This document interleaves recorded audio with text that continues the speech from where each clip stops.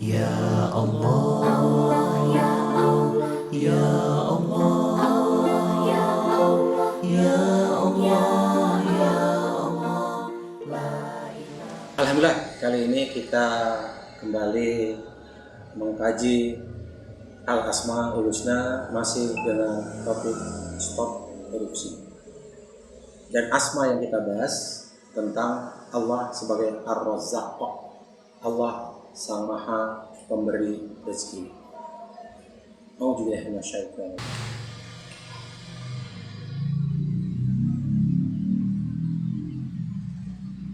Ini adalah gambaran tentang Nabi Adam alaihissalam dengan istrinya Hawa ketika mereka mendekat pohon yang dilarang oleh Allah Subhanahu wa taala karena wujud rayu iblis laknatullah alaihi. Dan ternyata kita tahu Nabi Adam tidak hanya mendekati pohon tadi, tetapi beliau mengambil buahnya dan memakan buahnya. Sebagaimana Allah firmankan di dalam Al-Quran surat At-Taha ayat 121. Mengapa buah khuldi yang dimakan? Mengapa bentuknya makanan? Kok bisa iblis menggoda Nabi Adam untuk makan buah yang dilarang oleh Allah Subhanahu wa taala? Kok iblis bisa tahu seleranya Nabi Adam alaihissalam? Padahal sekian banyak spesies buah-buahan di dalam surga, semuanya pasti enak. Tapi mengapa dengan buah yang istilah iblis buah khuldi, Nabi Adam kok tergoda? Mengapa makannya? Mengapa misalnya bukan benda? Katakanlah misalnya satu keris ya, yang bisa menyebabkan orang tadi kebal atau menjadi orang jadi sakti dan lain sebagainya. Atau batu yang dikatakan memiliki kesaktian yang luar biasa bagi manusia. Mengapa bukan benda? Mengapa makanan yang ditawarkan oleh iblis laknatullah alaihi untuk dimakan oleh Nabi Adam alaihissalam? Karena itu kita akan bahas lebih dalam lagi tentang dosa pertama yang dilakukan oleh manusia. Dalam hal ini ada Nabi Adam alaihissalam. Saya sebut ini sebagai jebakan buah khuldi. Ini adalah dosa pertama yang dilakukan oleh manusia. Mari kita lihat ayat-ayat qauliyah. Di dalam Al-Quran, dalam surat Al-Hijr ayat 26, Allah berfirman, sesungguhnya kami telah menciptakan Adam dari tanah liat kering yang berasal dari lumpur hitam yang diberi bentuk. Min hamain masnun, dari lumpur hitam yang diberi bentuk. Kira-kira Nabi Adam warna kulitnya hitam bukan? Karena Allah menegaskan bahwa Nabi Adam dibentuk dari lumpur hitam yang diberi bentuk. Cukup menarik kalau kita lihat kajian daripada Profesor Rebecca Khan tahun 87. Ketika DNA ditemukan, ketika DNA mitokondria ditemukan, beliau melakukan satu penelitian tentang nenek moyang manusia atau manusia pertama. Seperti apa kurang lebih. Itu berdasarkan runutan daripada DNA mitokondria. Misalnya laki-laki itu mewarisi sifat dari ibunya. Bentuk warna matanya, tinggi badannya, bahkan sekarang sifatnya itu diwarisi laki-laki dari ibunya. Sifat itu sekarang lebih banyak ternyata dari ibu. Itu yang kita sebut sekarang sebagai RNA. Tetapi sang ayah tidak bisa mewariskan ini kepada anaknya. Seperti ini hukumnya. Dan setelah diteliti oleh Profesor Rebecca Khan, ternyata manusia pertama itu kulitnya berwarna hitam. Kalau begitu apakah Nabi Adam kulitnya hitam? Wallahu a'lam ya. Kita tidak membahas itu, tapi kalaulah benar Nabi Adam kulitnya hitam, penelitian daripada Profesor Rebecca Khan itu ternyata membenarkan apa yang ada di dalam Al-Quran. Bahwasanya Nabi Adam diciptakan dari lumpur hitam yang diberi bentuk. Tetapi tentu saja penemuan Rebecca Khan ini banyak ditentang, terutama oleh orang-orang kulit putih. Karena orang kulit putih menganggap bahwasanya kulit putih itu adalah dari ras superior. Sementara kita tahu kulit hitam itu biasanya di bawah. Karena itu tidak begitu banyak tertarik pada teori daripada Profesor Rebecca Khan bahwasanya ternyata manusia itu asal usulnya nenek moyang manusia, Nabi Adam alaihissalam dalam ini berkulit hitam. Allah, tapi sekali lagi bukan itu inti kajian. Ini hanya sekedar satu tambahan wawasan saja tentang penelitian dari para profesor yang dikatakan membenarkan apa yang ada di dalam Al-Quran. Bahwasanya Allah menciptakan Nabi Adam dari lumpur hitam yang diberi bentuk.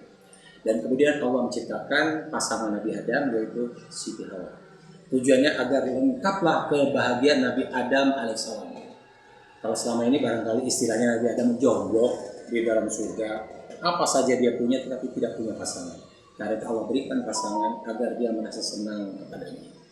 Dan kemudian setelah Allah ciptakan Nabi Adam dan Siti Hawa, apa firman Allah pada Nabi Adam? Ya Adam uskun anta wa zaujukal jannah. Wahai Adam, tinggal engkau dan istrimu di dalam surga. Surga ini pasti luasnya bukan main. Mungkin luasnya ribuan hektar, tidak pernah terbayangkan. Ini yang Allah berikan kepada Nabi Adam alaihissalam.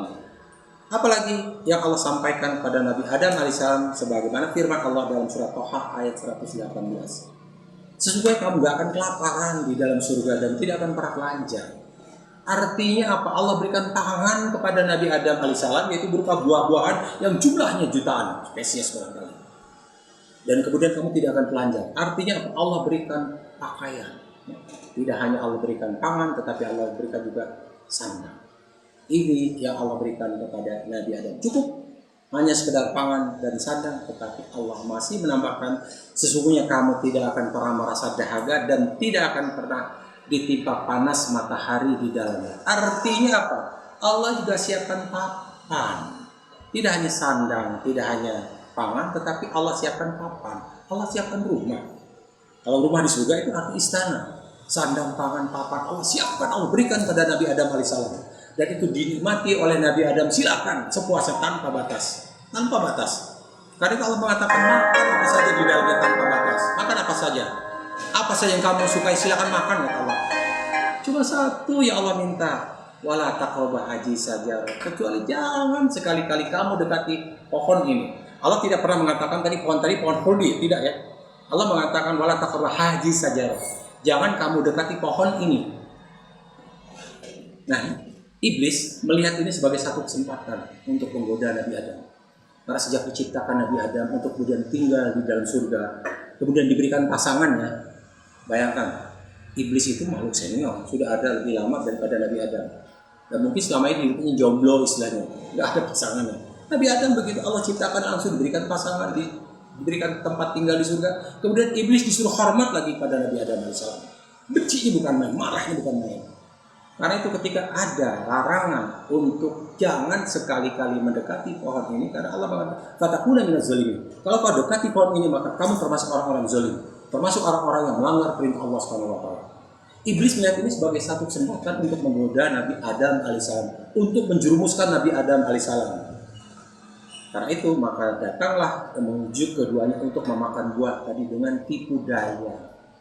Apa tipu daya iblis laknatullah alaih kepada Nabi Adam alaihissalam ketika dia mencuci otak Nabi Adam alaihissalam, melakukan semacam satu brainwash. Ini yang dikatakan, wahai Adam, maukah aku tunjukkan padamu buah khuldi dan kerajaan yang abadi. Ya Adam, hal adulluka ala syajaratil khuldi wa mulkil la yabla.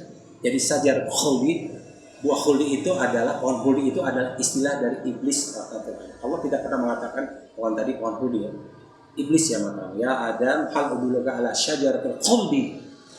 Maukah aku tunjukkan satu pohon yang bernama pohon khuldi. Artinya khuldi ini adalah kekal. Kalau kamu makan buah dari pohon tadi, kamu akan kekal, tidak akan pernah mati selama-lamanya. Dan kemudian apa? Wa mulkil la yabla. Satu kerajaan abadi yang tidak akan pernah kamu miskin selama-lamanya. Ini yang dibisikkan oleh iblis laknatullah alaih. Padahal kita tahu tadi Allah sudah memberikan seluruh fasilitas pada Nabi Adam, sandang, pangan, papan, tidak akan pernah miskin Nabi Adam alaihissalam. Tetapi ternyata hanya bisikan dari iblis untuk makan buah khuldi inilah yang membuat Nabi Adam tergoda. Jadi sebetulnya apa yang dilakukan oleh Nabi Adam ini sebetulnya bukan kesalahan Nabi Adam semata-mata yang Allah ingin berikan kepada kita, yang Allah ingin berikan pelajaran kepada kita, tapi ini adalah satu kesalahan yang nanti banyak dilakukan oleh anak manusia. Diwakili oleh Nabi Adam alaihissalam. Karena Nabi Adam adalah manusia pertama. Tetapi pada hakikatnya inilah kelemahan manusia. Dan ini yang diketahui persis oleh iblis laknatullah alaih. Karena pada hakikatnya dosa itu ternyata dimulai dari makanan. Dosa dimulai dari makanan. Mari kita lihat, mari kita seberapa besar sih dosa yang dilakukan oleh Nabi Adam alaihissalam. Pelanggaran yang dilakukan oleh Nabi Adam alaihissalam. Allah berpesan pada Nabi Adam, wala taqrabah hadhihi sajarah. Artinya bisa saja pohon tadi memang satu pohon yang terasing. Restricted area, satu area yang terlarang, tidak boleh orang mendekatinya. Kalau mendekati saja sudah dilarang oleh Allah Subhanahu wa taala. Kita pernah baca barangkali di mass media berapa kali ada orang miskin di luar perkebunan masuk ke dalam area perkebunan kemudian mencuri dan kemudian diadili hukum. Itu yang terjadi pada Nabi Adam alaihissalam, masuk ke restricted area. Jangan kamu dekati pohon ini, kata Allah. Wala taqrabah hadhihi sajarah. Tetapi apa yang dilakukan oleh Nabi Adam, beliau bukan cuma mendekati pohon yang dilarang oleh Allah, tetapi beliau ambil buahnya, beliau petik buahnya. Tidak hanya sekedar dipetik, tetapi juga dimakan. Maaf, kalau istilah manusia, kalau ada orang masuk ke satu area terlarang yang tidak boleh dimasuki, kemudian mengambil properti yang ada di dalam area terlarang tadi, apa istilahnya? Istilah hukumnya. Barangkali gambaran seperti ini, ayat kauniyahnya.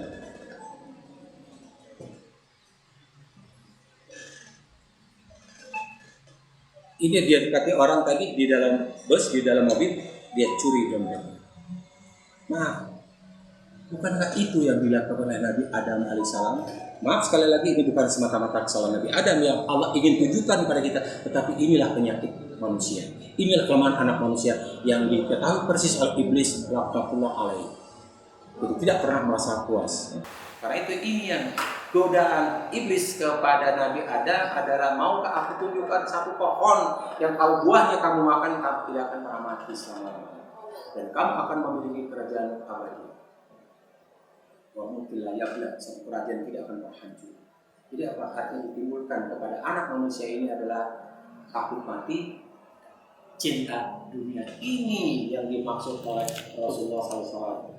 Penyakit manusia akhir zaman ini adalah cinta dunia dan takut mati. Ini yang dibisikkan oleh iblis laknatullah alaihi. Jadi bukan pada Nabi Adam semata-mata. Ini merupakan satu pelajaran yang Allah ingin berikan kepada kita tentang penyakit anak manusia, penyakit kita semua, penyakit anak cucu Adam.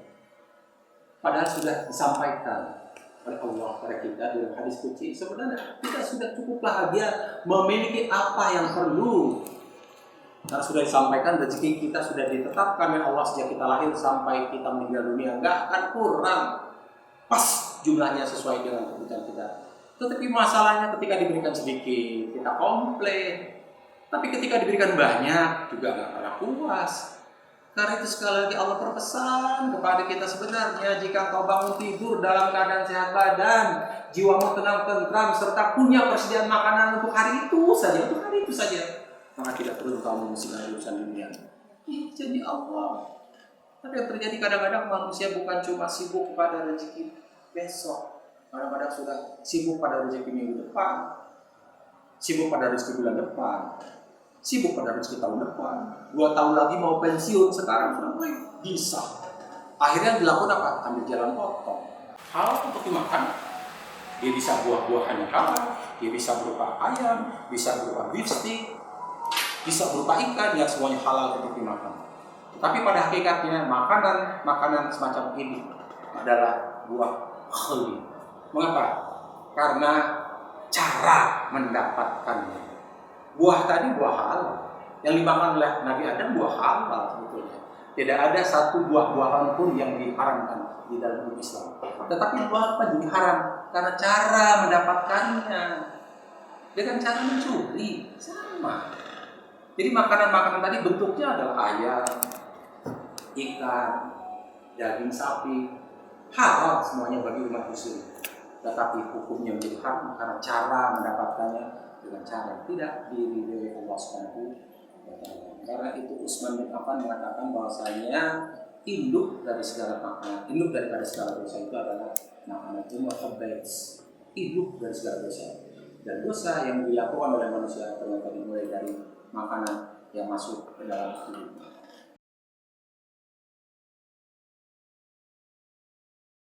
Iblis tadi datang menemui ahli ibadah tadi, nyamar di manusia. Kebetulan sedang tidak ada murid. Kebetulan ahli ibadah tadi sedang sendiri di tempatnya, di padepokannya istilahnya. Datang iblis nyamar jadi manusia. Pura-puranya ingin berguru pada sang ahli ibadah tadi. Pasti diterima. Nah yang anehnya, yang membuat ahli ibadah tadi kagum, maka murid barunya ini setelah diberikan pelajaran itu ternyata hebatnya luar biasa. Ilmu apa saja dia tahu, apa saja yang dijelaskan oleh gurunya dia tahu. Dia jelas orang iblis. Iblis ilmunya tinggi. Dan dia tahu saja apa yang disampaikan oleh gurunya. Dan yang membuat guru tadi kagum apa? Ternyata muridnya begitu masuk ke dalam kamar, nggak pernah keluar kamar, sibuk beribadah. Harusnya kan ada masa-masa untuk makan, ada masa-masa minum, sama-sama hendak buang air, barangkali itu enggak. Di kamar terus. Diintip sedang beribadah, diintip sedang berzikir, diintip kadang-kadang sedang menangis. Karena luar biasa. Ahli ibadah tadi. Sehari, 2 hari, 3 hari nggak keluar kamar juga akhirnya ditegur oleh sang guru. Kamu nggak boleh seperti ini. Jangan sampai kamu menzolimi tubuh kamu sendiri, karena tubuh kamu itu juga butuh makan, butuh minum, butuh istirahat. Jangan seperti ini. Ditegur seperti itu, iblis yang nyamar jadi manusia tadi pura-pura nangis, pura-pura sedih. Kamu nggak tahu sih apa yang aku alami. Aku bisa ibadah khusyuk seperti ini karena pernah melakukan dosa. Sekarang saatnya aku sedang bertobat. Dan sekarang ternyata ketika bertobat setelah melakukan perbuatan dosa itu, ibadah pun nikmatnya bukan main. Seandainya saja engkau pernah melakukan satu perbuatan dosa, kemudian bertobat, pasti engkau akan tahu bagaimana nikmatnya ibadah ketika kita selesai melakukan satu perbuatan dosa. Kecil canggung ini, 200 tahun tidak pernah melakukan dosa. Jangankan dosa besar, dosa kecil saja tidak. Dosa apa yang kau lakukan sehingga engkau kok bisa beribadah seperti ini? Iblis tahu, mulai masuk, mulai terpengaruh sang guru. Dia katakan, kalau engkau ingin merasakan manisnya ibadah seperti yang aku rasakan sekarang, ketika aku bertobat akibat perbuatan dosaku, maka sekali-kali kamu itu membunuh. Sudah ditahukan ini salah satu kunci untuk bisa beribadah dengan khusyuk, maka konten sang guru tadi menolak. Kalaulah untuk mendapatkan ibadah yang khusus seperti ini harus dengan begitu tidak pernah. Karena membunuh satu manusia sama seperti membunuh seluruh manusia, tidak akan pernah. Iblis tidak putus asa. Kalau itu yang kedua, yang tidak merugikan siapapun. Apa? Yang kedua, sekali-kali kamu berzina. Paling kalau suka sama suka. Nah setelah itu kamu bertobat, rasakan nikmat ibadah. Mendengar anjuran untuk berzina agar bisa merasakan nikmatnya beribadah setelah melakukan dosa, sang guru ini juga menolaknya. Dengan tegas dia menolak. Karena satu kali kita berbuat zina 72 tahun, amal ibadah kita hangus. Kebetulan orangnya sendiri, tidak ada orang ke kedainya kalau siang seperti ini. Ya, akhirnya mereka ke sana, dan setelah sampai di sana ternyata yang menjualnya itu adalah seorang wanita muda yang cantik. Setelah minum ya mulai tergoda, mulai mabuk dan akhirnya tergoda, dan akhirnya diajak perempuan tadi berzina. Diajak berzina, tentu saja perempuan tadi menolak. Ketika tahu bahwa saya keinginan untuk berzina ditolak, apa yang dilakukan? Diperkosa. Setelah diperkosa, kemudian iblis pura-pura negur. Gimana sih kamu? Tadi kan kita janjinya hanya untuk minum khamar, kemudian kita pulang, kemudian bertobat. Tapi ini kamu perkosa. Kamu tahu wanita tadi sudah punya suami. Apa jadinya kalau dia laporkan pada suaminya? Pasti engkau akan mati di raja. Bagaimana seorang ahli ibadah yang tidak pernah melakukan dosa tiba-tiba terdengar kabar menjadi seorang pemerkosa? Engkau bisa bayangkan akan rusak namanya, hancur namanya. Ketakutan ahli ibadah tadi. Kalau itu apa yang harus aku lakukan? Ya sudah, kalau itu bunuh saja. Aku janji rahasia ini menjadi rahasia kita berdua. Tidak ada orang lain yang tahu. Apa yang terjadi? Akhirnya perempuan tadi itu. Lihat, ketika dia pikir dosa yang paling mudah itu ada dari minuman, ternyata 2 dosa yang tadinya tidak ingin dilakukan dalam keadaan terpengaruh oleh makanan dan minuman haram. Ini pantas kalau Utsman bin Affan mengatakan bahwasanya minuman dan makanan itu merupakan umur khaba'ith, merupakan induk dari segala dosa yang akan kita lakukan. Insyaallah dosa-dosa besar akan menyusul dengan sendirinya. Karena Allah berpesan pada jangan sekali-kali kamu makan harta orang lain dengan jalan yang batil. apalagi kemudian diberikan kepada anak cucu kita, diberikan kepada keluarga kita. Karena itu juga Rasulullah berpesan, Allah berpesan di dalam hadis qudsi, demi zat yang jiwa Muhammad berada dalam genggamannya, sesungguhnya seorang hamba yang memasukkan satu makanan haram ke dalam mulutnya 40 hari ibadahnya bertolak. Itu satu suap 40 hari ibadahnya bertolak. Dan siapa saja yang dagingnya terbentuk dari makanan haram makan bakal pantas. Satu suap makanan haram saja 40 hari ibadah tertolak. Apalagi kalau yang masuk puluhan suap, ratusan suap, ribuan suap, jutaan suap. Jadi orang yang terbiasa korupsi, orang yang seumur hidupnya makan uang hasil dari korupsi, apa ibadahnya diterima oleh Allah SWT? Mungkin dia dari hasil uang korupsinya, dia sumbang masjid, dia bikin yayasan, dia bikin pesantren, dia bantu pesantren, tapi amal ibadahnya tidak pernah diterima oleh Allah SWT. Karena itu kalau kita memang sayang kepada keluarga kita, jangan pernah memberikan makanan kepada mereka, makanan-makanan yang cara memperolehnya tidak diridhoi Allah Subhanahu wa Ta'ala. Yang kita masukkan makanan-makanan halal dalam konten, tetapi pada kita haram dari perbuatan haram dapatkan salah.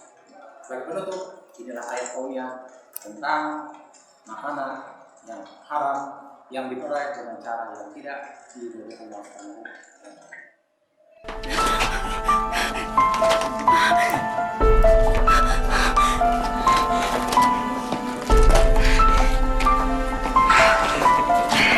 Halo, hai. Kok Rin baru datangnya begini? Wah, hampir saja saya pulang. Maaf mas, soalnya tadi ada barang ketinggalan di rumah, jadi saya harus pulang dulu. Sebentar ya mas, saya ganti Ih, baju nggak dulu. Ya, yuk. Astagfirullahaladzim.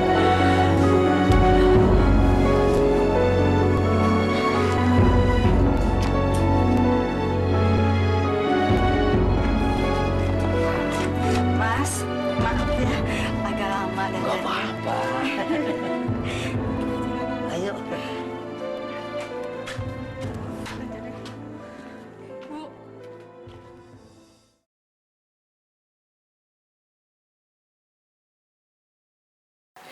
Demikianlah kajian tentang jebakan buah khuldi. Karena sekarang kita paham mengapa dosa pertama yang dilakukan oleh manusia adalah berbentuk makanan. Dan kalau makanan ini kita peroleh dengan cara yang tidak dari Allah Subhanahu wa Ta'ala, kita tidak pernah bisa membedakan mana yang baik, mana yang buruk, mana yang halal, mana yang haram. Jangan harapkan anak kita menjadi anak-anak yang soleh dan soleha kalau setiap hari dicekoki oleh makanan-makanan yang haram. Karena itu stop korupsi, stop mencuri, stop mabok, stop minum, stop melak. Insya Allah kita bercerita sudah berjalan. Terima kasih. Wassalamualaikum warahmatullahi wabarakatuh. Ya Allah, ya Allah, ya Allah.